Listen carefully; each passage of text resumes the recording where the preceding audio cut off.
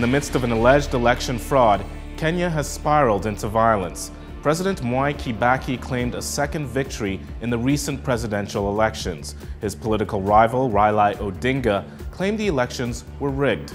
At least 300 people are dead and approximately 100,000 have been displaced.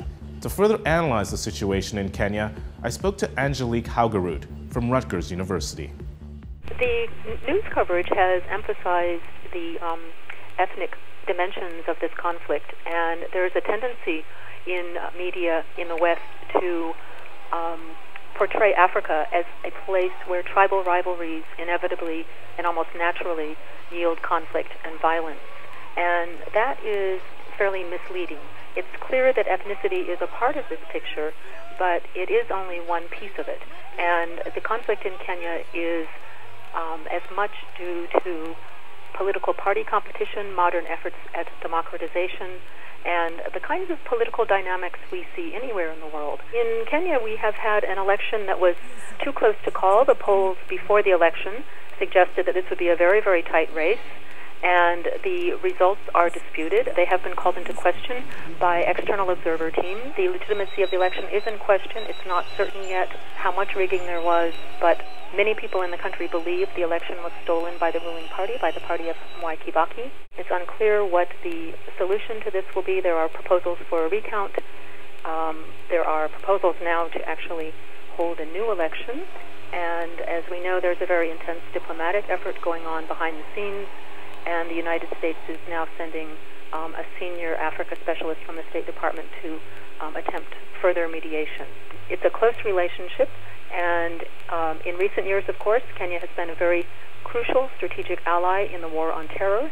It is it's a strategically important country in that region. The U.S., like the World Bank, the IMF, and other and European donors have over the years emphasized neoliberal economic policies, privatization, user fees for health care, and so on, a set of policies that were, of course, widely implemented in Africa by these international financial institutions as well as through bilateral aid. In Kenya, those have accentuated economic inequality and poverty. Kenya has had a high rate of economic growth recently, around 6% or so. According to many macro statistics, it's a prospering economy. The problem, of course, is that those benefits of that growth have not been widely shared, and at this point, about half of the population does have consumption levels that do not meet basic food and non-food needs. Many of the poor live in rural areas of the country, so they're dependent on agriculture, and in Kenya, about 79% of the population is rural. There are very strong regional disparities in the distribution of poverty in Kenya, and that's very significant in this election. The lowest poverty levels in the country are in Central Province, which is Kibaki's stronghold, where the poverty level's at about 30%, and the highest poverty levels are in the provinces from which Raila Odinga drew much of his support.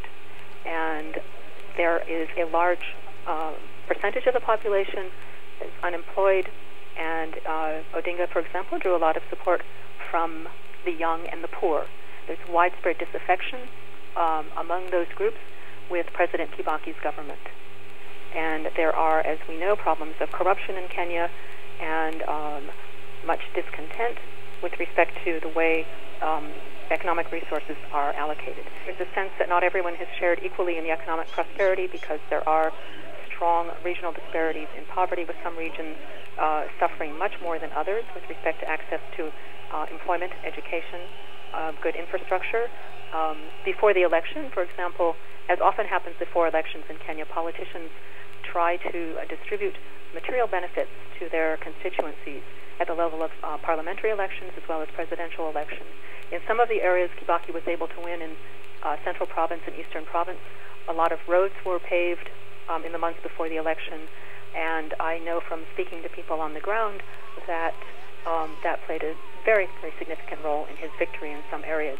So any president is in a position to dispense patronage resources, obviously, more effectively and more strategically than our other candidates. It's important to remember that political alliances and enmities in Kenya shift very, very quickly, and to keep in mind that Mwai Kibaki and Raila Odinga were actually political allies a few very short years ago. And it's often the case in Kenya that today's political enemies are tomorrow's allies, and there's a sense in which we see a circulation of elites without any fundamental structural change in African societies when there are elections. So we can speak of electoral democracy, but not substantive democracy in the sense that there are no transformations in these underlying economic structures that actually perpetuate poverty and extreme economic inequality. What's simmering beneath the surface is a much broader set of structural problems, a common set of economic issues that really do affect many African countries. Issues concerning the global economy, business investment in Africa, which is, as we know, very highly concentrated in certain parts of the continent and almost absent in other parts of the continent. And then within any particular country, such as Kenya, we see that kind of unevenness as well. The kind of anger that's boiling over now has to do, of course, with the sense that their votes didn't count. People lined up for hours, as we know, in order to vote in Kenya last week, and the very high voter turnout, perhaps around 70%, much higher than occurs in the United States. There is, of course, a sense of outrage that the vote count was not done properly. There is also a sense of disenfranchisement that had already existed before the election among the young and the poor, and there is also growing frustration among professional and middle-class people about corruption and the consequences of that corruption with respect to international and other forms of investment.